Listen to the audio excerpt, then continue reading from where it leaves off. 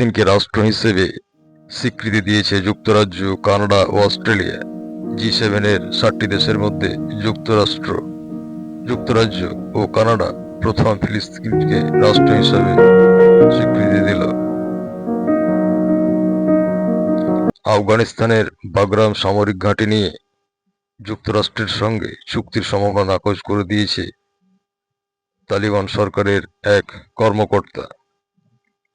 পোল্যান্ডের আকাশসীমায় রাশিয়ার ড্রোন অনুপ্রবেশের জবাবে সেখানে আকাশ প্রতিরক্ষা মিশন চালিয়েছে ন্যাটো।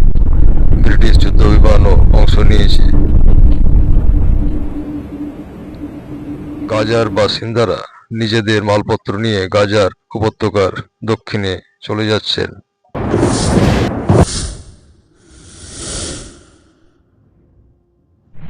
নেদারল্যান্ডের হেগে আন্তর্জাতিক আদালত আইসিজে ইসরায়েলের বিরুদ্ধে দক্ষিণ আফ্রিকার করা মামলায় পক্ষ নিয়েছে ব্রাজিল।